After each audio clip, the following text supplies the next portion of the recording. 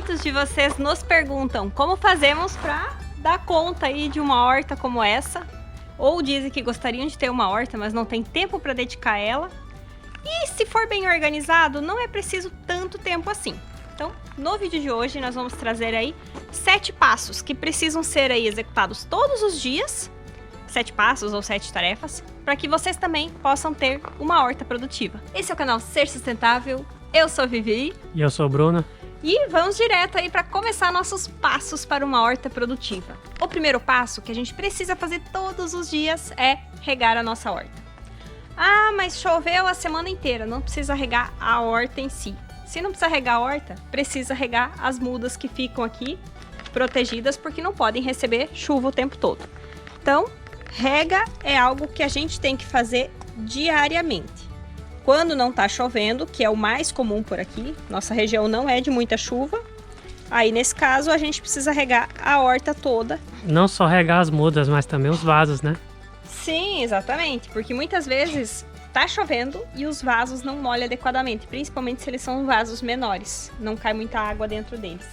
Então, mesmo quando tá chovendo, com frequência, pode ser que você tenha que regar seus vasos. Então vai lá colocar o dedinho para checar isso também. Sempre lembrando, pessoal, na hora da rega, evite molhar as folhas das plantas. Molhe somente as raízes, porque assim você evita atrair fungos. O passo da rega não é o primeiro por acaso. Se você não tiver tempo de fazer mais nada no seu dia, regue as suas plantas. Não tenha dúvida que esse é o principal. Agora, outra função, outra tarefa, outro passo que nós temos que executar todos os dias na nossa horta, sempre que possível, é fazer algum tipo de plantio. Seja o transplante de uma muda ou a semeadura de alguma bandeja.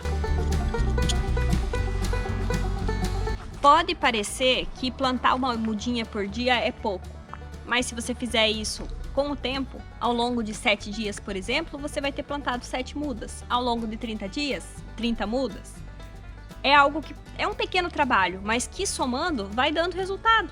Aqui na nossa horta, cada mês a gente planta alguma coisa, né? A gente fez o vídeo de 1 ano de horta, onde que a gente mostra toda a evolução aqui. Isso mesmo, não foi o que vocês viram naquele vídeo, não foi feito tudo de uma vez, foi sendo feito aos poucos.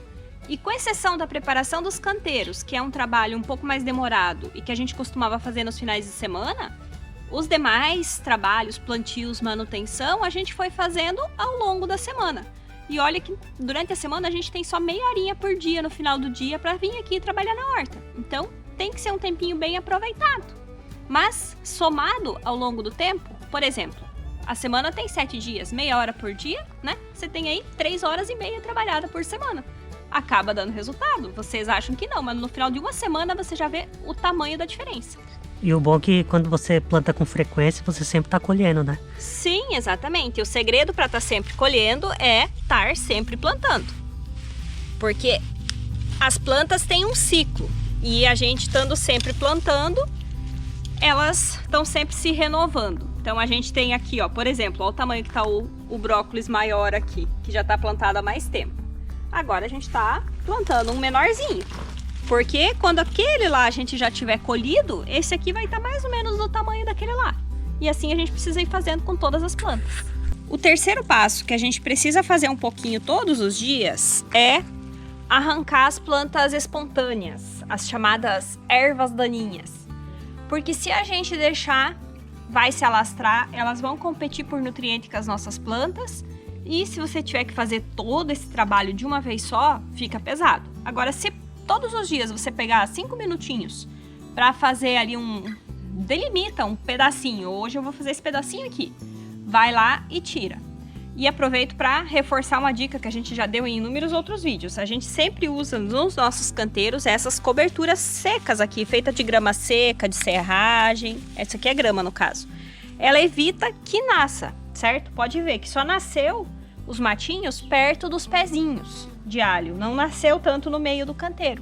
Isso facilita bastante e diminui muito o nosso trabalho. E falando de controle das plantas espontâneas, outra dica interessante para quem tem pedrinha no chão é fazer isso daqui, ó. Isso aqui é o finalzinho de uma camada de papelão que a gente colocou por baixo dessas britas aqui. Aqui pra cá não tem, a gente não fez esse trabalho ainda. Então olha como aqui nasce muito mais plantinhas, ó, pode ver. Por tudo aqui tem nascido plantinhas. E pra cá tem uma ou outra, mas são bem menos. Então colocar esse papelão por baixo, por mais que ele aqui já começou a apodrecer, estando coberto com as pedras por cima, ele não deixa chegar a luz para as sementes que estão embaixo dele. Então evita que nasça um monte de plantas. Mas nem toda planta espontânea a gente sai arrancando. Algumas delas a gente deixa de propósito. É o caso aqui, por exemplo, dos carurus. As praguinhas, no caso, né, os insetos, eles gostam muito de comer as folhas do caruru. E a gente observou que deixando o caruru no meio da horta, diminui a quantidade das nossas plantas, aquelas hortaliças que a gente plantou, que aparecem comidas assim. Então, é uma forma de ter aí um controle auxiliar. Então, sempre que um caruru nasce e ele está num local em que ele não vai me atrapalhar, certo? Que ele não vai atrapalhar as plantas que a gente tem ali, a gente deixa ele. Pelo menos por um tempo, até que ele está numa altura assim. Aí, se tiver outros novinhos nascendo, a gente tira o mais velho e deixa os mais novos. E assim a gente vai controlando. E o quarto passo é, todos os dias, dar uma verificada nas suas plantas e ver se não tem nada precisando ser colhido. Pode parecer pouco, principalmente no começo aí de uma safra, quando as plantas estão começando a produzir, elas não vão produzir tanto. Por quê? Porque muitos frutos ainda não vão estar em bom estado, né? Não é que não vão estar em bom estado, não vão estar prontos para colher, né? Então começa a ter poucos frutos prontos no início. Mas se a gente não tiver, olha aí, ó, se a gente não tiver vigilando, né, todos os dias, dando uma olhadinha e colhendo, eles acabam se estragando. Olha aqui um, ó, que as formiguinhas já começaram a comer. Então, a gente precisa estar todos os dias colhendo, nem que seja pouco. Sempre vai ter alguma coisa para colher. E se a gente não colher, vai se perder, a gente não vai aproveitar, vai passar do ponto. E o quinto passo é estar sempre vigiando. A gente precisa todos os dias dar uma monitorada nas nossas plantas, porque aí a gente consegue descobrir coisas como essas aqui, ó. Estão vendo? São lagartinhas. A gente podia até ter encontrado elas ainda na fase de ovinhos, mas nesse caso elas já cresceram um pouco. Então, a gente vai tirar daqui um pedaço da folha, né? Não preciso tirar a folha toda, depois a gente vai poder aproveitar ela ainda. E vamos jogar lá na nossa composteira. Assim a gente evita que nossas couves sejam todas detonadas. Muita gente pergunta aí, né? Como é que vocês fazem para ter as couves bonitas? A gente costuma dar uma olhadinha sempre, porque geralmente a gente encontra aí os bichinhos comendo ainda no começo. E parte desse quinto passo, além de vigiar, é tomar providências quando você identifica um problema. Então, no caso das lagartas, o que a gente faz mesmo é tirar a parte afetada, jogar na composteira. Se tiver só os ovinhos, a gente só esmaga eles.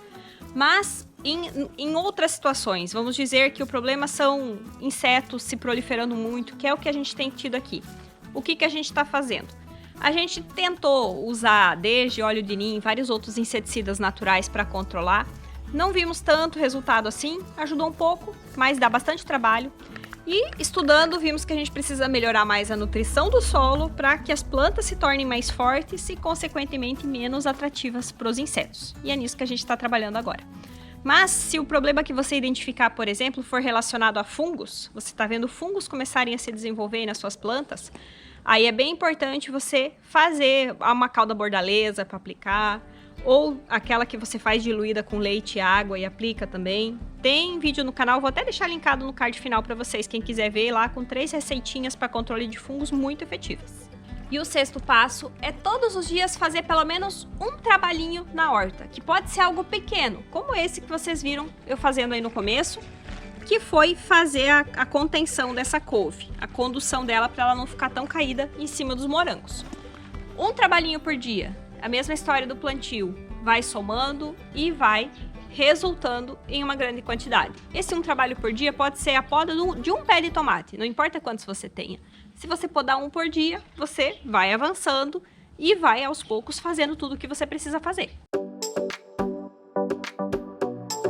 E por último, nosso sétimo passo, mas não menos importante, é todos os dias tirar uns momentos para você apreciar a sua horta. Então, o 1, que é regar, que precisa ser regado todos os dias, e o 7, que é apreciar, na minha opinião, são os fundamentais. Se não dá tempo para mais nada, que dê para esses 2. Porque você estando em contato com a natureza, você vai se sentir mais conectado, você vai estar presente ali nesse momento, e isso vai fazer toda a diferença. Isso alivia o estresse do dia a dia, Isso faz um bem muito grande para nossa saúde mental, espiritual. Então, é um momento de conexão com a natureza, com essa criação divina maravilhosa. E é quando a gente consegue observar e ver o resultado do nosso trabalho. É quando você se sente gratificado e você vê o que você está fazendo e que está dando resultado. Então não parece que você está lutando uma luta sem fim, que você não consegue nunca sair do lugar. Não, por mais que o trabalho se repita, que você recomece e faça de novo e de novo e de novo as mesmas coisas, mas você está vendo o resultado. E você começa, principalmente, a sentir esse resultado, a sentir o bem-estar e a diferença que isso está fazendo na sua vida, da sua família como um todo, mesmo aquele membro da família que de repente não gosta de horta, não trabalha na horta, mas está lá comendo uma saladinha fresquinha, super nutritiva. Então você também vai se sentir bem desse ponto de vista, de que você está fornecendo para sua família um alimento de grande qualidade. Então, o 7º passo não é um trabalho, mas a gente deve encarar com a mesma disciplina, assim, como se fosse um trabalho, mesmo aquele dia que não dá vontade. E às vezes acontece, não dá, às vezes, nem sempre a gente tá num bom dia, né?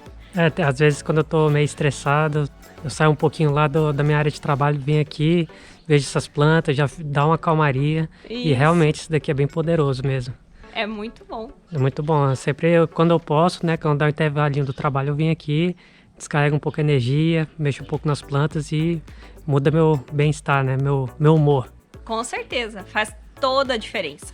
Então, não importa quanto tempo você tenha por dia, distribua ele para você ter esses pequenos momentos de bem-estar e cuidado com a sua horta e com você mesmo.